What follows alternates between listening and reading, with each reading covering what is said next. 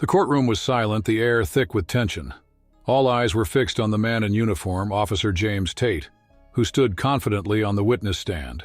His voice was steady, his expression unreadable as he spoke. "I had no choice but to defend myself," he declared, his words measured, his gaze directed at the jury. "Monica Lewis struck me first. I was simply doing my job."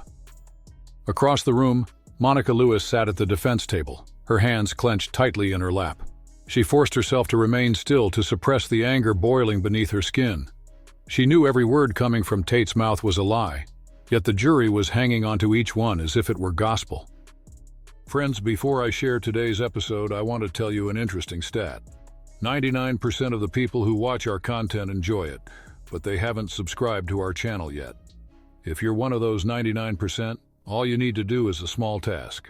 Just look below this video, you'll see a subscribe button. All you have to do is click that subscribe button. It's as simple as that. And if you want, you can also press the bell icon so that you're the first to know whenever we upload a new video. Now let's dive into the video. Monica wasn't just another defendant. She was a respected journalist, a woman who had dedicated her life to exposing the truth. And now, the truth was being twisted against her. The accusation was as outrageous as it was dangerous. Tate claimed that during a protest, Monica had attacked him, an armed officer, forcing him to subdue her. But Monica knew the reality was far different.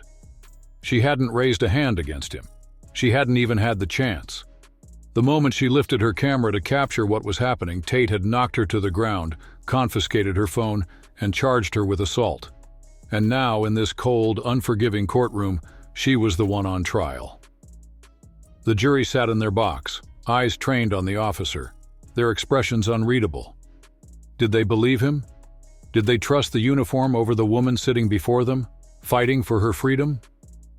Monica swallowed hard. She had seen how these cases played out before. The system had a way of protecting its own. But then, something happened. Something that no one expected. Because a secret was about to be revealed. A truth so undeniable, so damning, that it would change everything. Do you think the truth always wins in court? The question lingered, cutting through the silence. Let us know in the comments. The courtroom remained eerily silent, but Monica could feel the weight of every gaze pressing down on her. The jury, the judge, the audience, and most of all, Officer James Tate. He sat there on the witness stand, calm, composed, and confident. David Carter rose slowly, buttoning his suit jacket. His face betrayed nothing, but Monica knew him well enough to recognize the tension in his shoulders. He was preparing for war. He stepped toward the witness stand, eyes locked on Tate. "Officer Tate," he began, his voice measured, controlled. "Let's clarify a few things." Tate nodded, his hands folded neatly in his lap. "You're telling this court that Monica Lewis, an unarmed journalist, assaulted you, a trained police officer?" "That's correct." Tate's answer came swiftly, without hesitation. "And you had no choice but to subdue her?" "Yes. She was aggressive. I feared for my safety." David let the words settle for a moment before continuing. "Fear for your safety," he repeated, pacing slightly. "That's interesting, because according to multiple witness statements, Miss Lewis was simply standing there, recording the protest. No weapon, no threats, just a journalist doing her job." Tate tilted his head slightly. "Witnesses can be mistaken. Things happen fast in protests." Monica's nails dug into her palm. She knew how this worked. The system was built to protect men like Tate. David pressed on. "Officer Tate, you claimed there was no footage of this incident, that there is no video showing what happened." Tate nodded. "That's correct. To my knowledge, no video exists." Monica swallowed hard, biting her tongue. The video did exist. She knew it. But when she got her phone back from police custody, everything had been wiped clean. Lisa shifted in her seat in the gallery, her expression tight. She knew it too. But knowing wasn't enough, not without proof. Judge Helen Richards peered over her glasses. "Mr. Carter, do you have further questions for the witness?" David hesitated, then sighed, glancing at Monica. He could push, but without hard evidence it would be pointless. He shook his head. Not at this time, Your Honor. Judge Richards nodded. Very well. We'll take a brief recess before we continue. She struck her gavel, signaling the break. The jury began to file out, whispers filling the room as the tension settled. Monica exhaled sharply, running a hand over her face. He's too comfortable, David muttered, sitting down beside her. He's done this before. Monica nodded slowly. I know, but what if we can't prove it? Before David could answer, Lisa leaned forward from the gallery, whispering urgently, We might be able to... Monica turned to her, eyes narrowing. What do you mean? Lisa's gaze flickered with something, determination, maybe even hope. She held up her phone slightly, lowering her voice. I just got a message. Lisa swallowed. Someone found a video. Monica's breath hitched. If the video was real, everything could change. Monica's pulse quickened. A video. For the first time since this trial began, she felt something she hadn't dared to hope for. Relief. But she forced herself to stay calm. What kind of video? How clear was it? Would the judge even allow it? Lisa leaned in, whispering urgently, It's from a bystander. Someone recorded everything. David's expression shifted instantly, his lawyer's instinct kicking in. He stood up quickly. Send it to me now. Monica watched as Lisa tapped her phone, forwarding the file. A few seconds later, David's own phone vibrated. He opened the video, his face unreadable as he watched. Then, after a long moment, he exhaled sharply. This changes everything. The bailiff called for the court to reconvene. Monica rose from her chair, her knees slightly weak, but her resolve stronger than ever. As she walked back to her seat, she cast a glance toward Officer Tate. He still looked smug, his confidence unshaken. He had no idea what was coming. The judge struck her gavel. Court is now in session. Mr. Carter, do you wish to proceed? David stood, adjusting his tie. His voice was steady, but there was an edge to it now. Yes, Your Honor, but before we continue, the defense has obtained new evidence that directly contradicts Officer Tate's testimony. The courtroom stirred. The prosecution's lead attorney, Michael Adams, immediately shot up from his chair. Objection! This evidence was not submitted before trial. David remained calm. That's because it was just uncovered, Your Honor. This video proves that Officer Tate's entire testimony was a lie. The judge frowned. I want to see it. David nodded, turning to Lisa. She quickly handed him her tablet, and he connected it to the courtroom's large screen. The room fell into a tense silence as the video loaded. Then, it played. The footage was crystal clear. It showed Monica standing with her camera, recording the protest. People around her chanted peacefully. Then, out of nowhere, Officer Tate approached. Without provocation, he grabbed Monica's wrist and yanked her forward. When she resisted, confused, he shoved her to the ground and pinned her there. His knee pressed into her back as she struggled, his face emotionless. At no point did she attack him. Gasps erupted across the courtroom. Monica barely breathed as she watched. She had known the truth, but seeing it laid bare for everyone, seeing how easily Tate had lied, made her blood run cold. Across the room, Tate's expression had shifted. His jaw tightened, his hands gripping the arms of his chair. That footage is taken out of context, he stammered. David turned to him, his eyes cold. Out of context? He gestured to the screen. Are you denying that this is you in the video? Tate hesitated. No, but...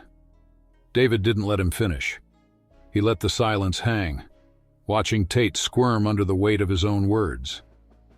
Then tell me, Officer Tate, David continued, his voice sharper now. How do you explain this? He pointed at the screen, where Tate was shown forcefully shoving Monica down. The room was dead silent. The jury, once leaning toward Tate's side, now wore expressions of shock, doubt, even anger. The prosecutor tried to recover. Your Honor, this is highly unorthodox. Judge Richards raised a hand, cutting him off. Save it, Mr. Adams. She turned to Tate, her expression unreadable. Officer, do you have an explanation? Tate swallowed hard. His usual confidence was gone. I don't recall it happening that way, he muttered. David's response was immediate. "So you're saying your memory of the incident is faulty?" Tate's face paled. He opened his mouth, but no words came out. And in that moment, the power in the room shifted. Monica had come into this courtroom expecting the worst.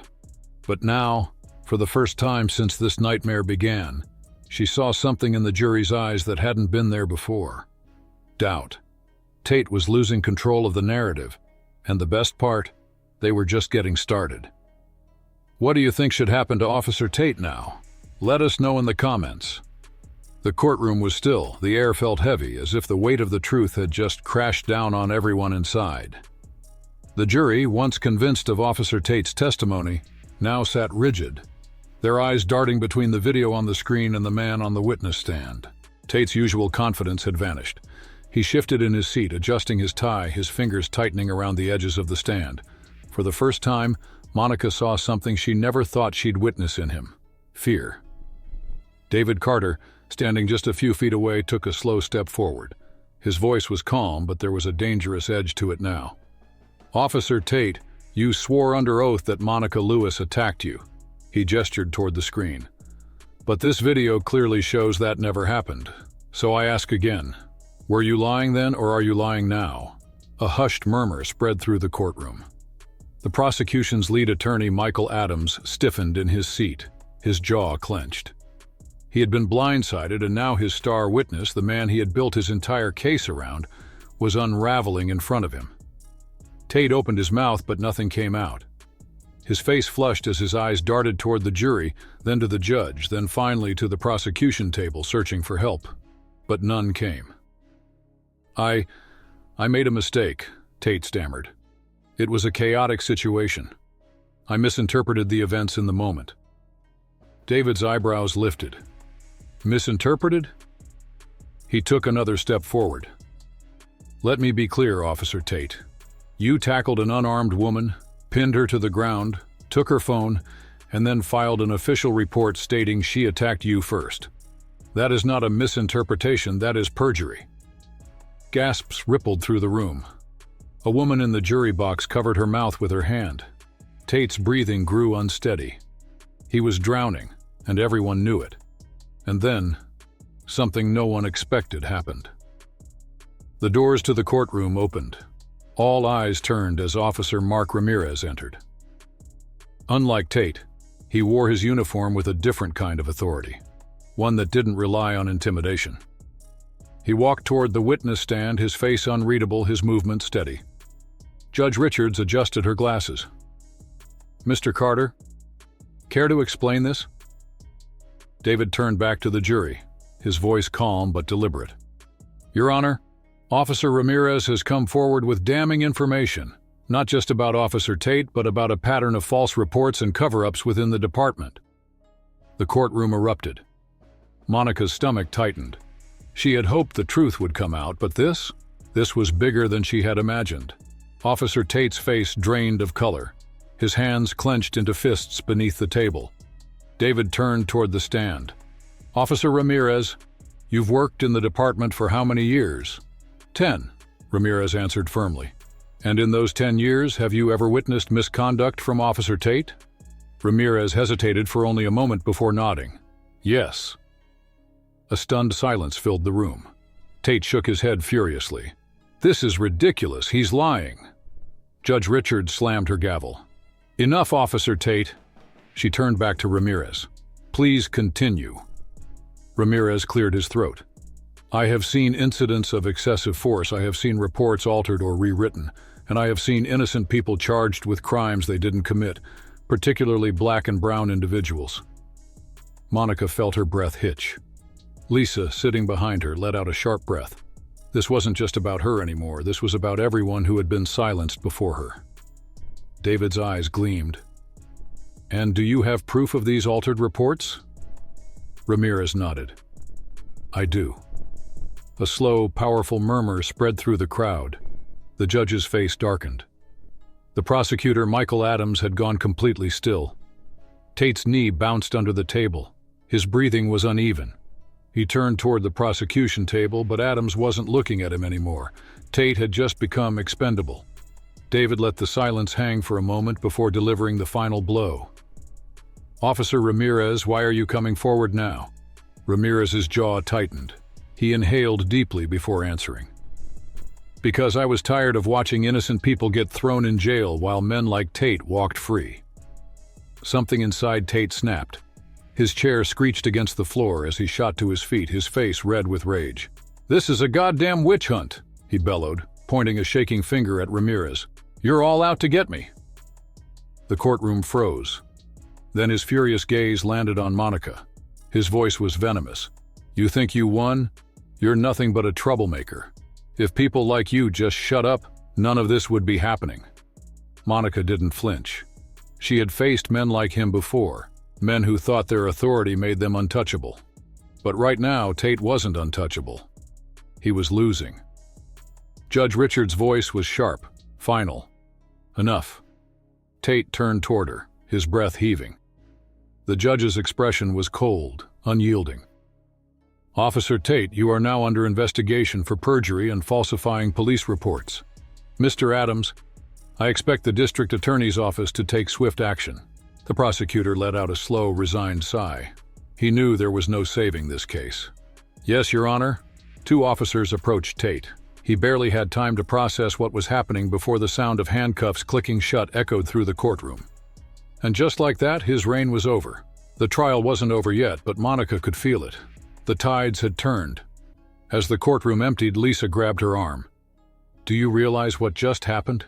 she whispered, her voice filled with exhilaration. "That wasn't just about you, Monica. That was about all of us." David ran a hand down his face, his expression thoughtful. "Tate's done.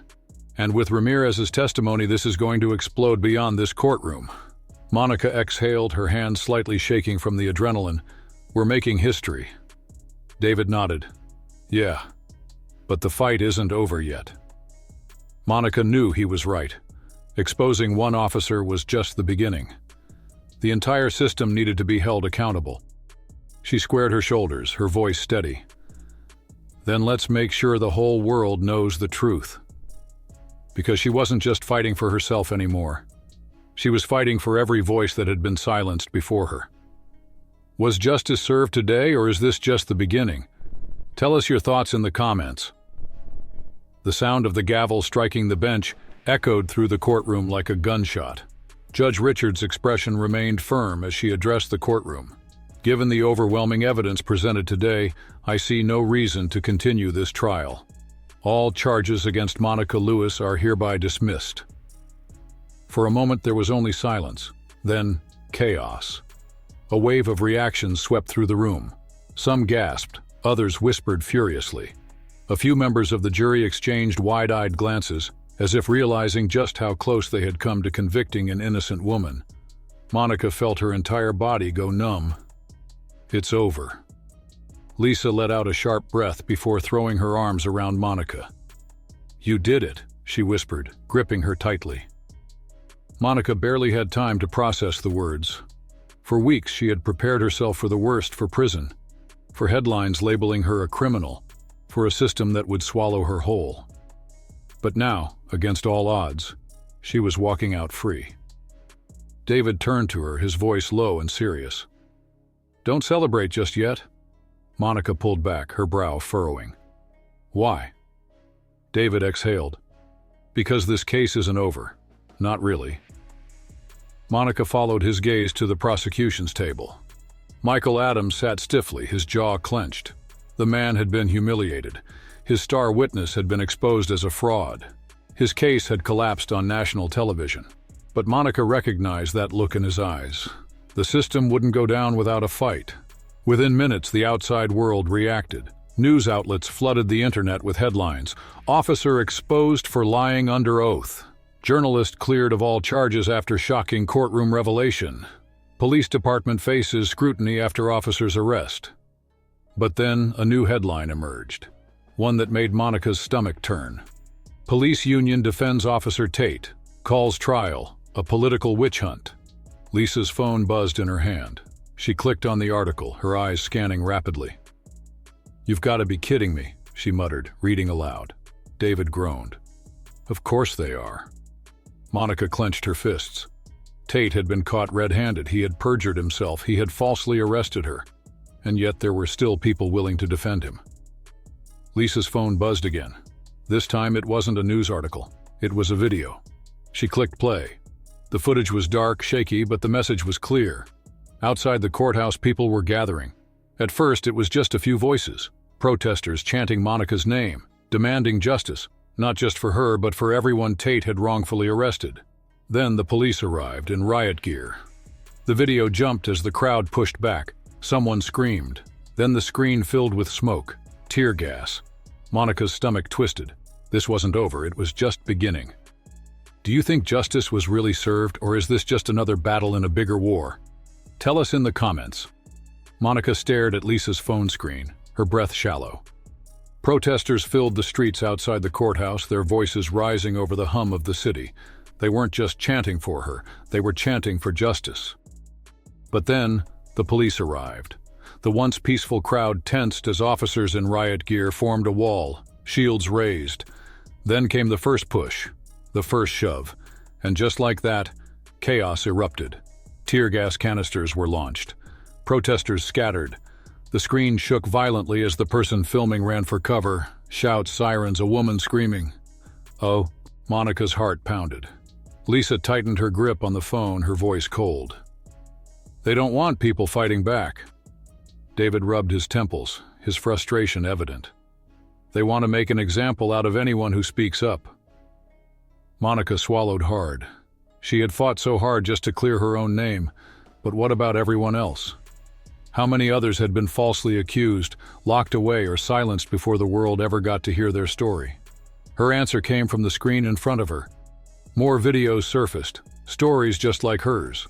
A man falsely arrested for resisting when he had done nothing. A woman detained for assaulting an officer when she had barely spoken a word. Case after case. Lie after lie. This wasn't about just one officer. This was about an entire system built to protect people like him. Monica's hands curled into fists. Lisa looked at her. What do we do? Monica inhaled sharply. Then she did what she had always done. She exposed the truth. She grabbed her laptop, opened her live stream software, and hit Go Live. The screen lit up. Within seconds, viewers poured in. Thousands, then tens of thousands. She stared straight into the camera, her voice steady but filled with fire. My name is Monica Lewis. You all saw what happened in that courtroom today. You saw how easy it was for an innocent person to be framed. But what you don't see, the part they don't want you to see, is that this happens every day. The comments exploded. We stand with you, Monica. How do we help? Expose them all. Lisa's laptop beeped. She glanced at the screen, her eyes widening. Monica, this is blowing up. David leaned in, reading the chat as the messages flooded in. Monica lifted her chin. Good. Because the police weren't the only ones who could control the narrative anymore. Over the next few weeks, the fallout only grew. More whistleblowers came forward. Officers who had once stayed silent started speaking up. Old cases resurfaced. The mayor launched an independent investigation. High-ranking officials were suddenly under scrutiny. And then the final blow came. Officer James Tate, desperate to save himself, made a deal. He turned against his own department. In exchange for a reduced sentence, he agreed to testify about the cover-ups, the false reports, the systemic corruption. Monica read the headlines, barely able to believe it. Disgraced officer flips on department, agrees to testify. How deep does the corruption go? Monica Lewis's case sparks nationwide protests. She exhaled. It was over, or at least this part of it was. 1 month later, she walked past the courthouse again, but this time she wasn't the one on trial. Lisa nudged her. Ever think about what's next? Monica gave a faint smile. Yeah, I do. Her phone buzzed. A new tip had just come in. Another wrongful conviction. Another case buried under lies. She turned the screen toward Lisa, her voice calm but certain. This wasn't the first time. Lisa sighed. And it won't be the last. Monica's grip tightened around her phone. Then we exposed them. One by one. Monica won her case, But how many innocent people are still behind bars because of lies? Let us know your thoughts in the comments, and if you believe in truth and justice, hit that subscribe button. This fight is far from over.